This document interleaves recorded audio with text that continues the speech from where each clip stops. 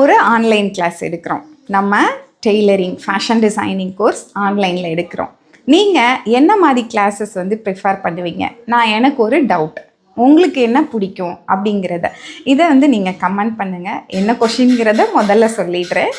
நீங்கள் online class படிக்கும்போது recording செக்ஷனில் படிக்கணும்னு ஆசைப்படுவீங்களா, இல்லை லைவ் செக்ஷன் வந்து பிடிக்கும்னு நினைக்கிறீங்களா?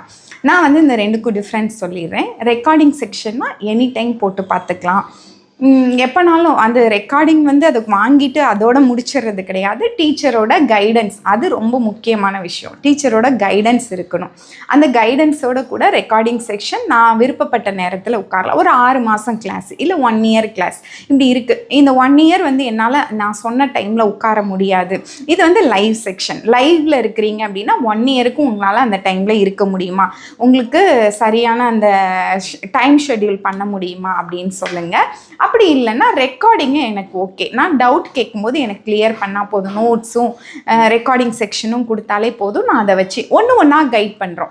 இப்போ வந்து எப்படி லைவ் செக்ஷனில் இன்றைக்கி இந்த கிளாஸு நாளைக்கு இந்த கிளாஸுன்னு இருக்கோ, அதே மாதிரி உங்களுக்கு ரெக்கார்டிங் செக்ஷன்லேயே இந்த வீக் இந்த போர்ஷன், நெக்ஸ்ட் வீக் அந்த போர்ஷன் அப்படின்னு, இந்த போர்ஷனை முடித்ததுக்கப்புறம் நெக்ஸ்ட் போர்ஷன் அப்படின்னு கொடுத்து கைட் பண்ணுறது நல்லா இருக்குமா அப்படின்னு சொல்லிட்டு கமெண்ட் பண்ணுங்கள். கூடவே சேர்ந்து லைக் போட்டுங்க, சப்ஸ்கிரைப் பண்ணுங்கள். நம்ம டெய்லரிங் பற்றி டிப்ஸ் அண்ட் ட்ரிக்ஸு கிளாஸஸ் பற்றி யாராவது கேட்டாங்கன்னா அவங்களுக்கு ஷேர் பண்ணுங்கள். Thank you so much.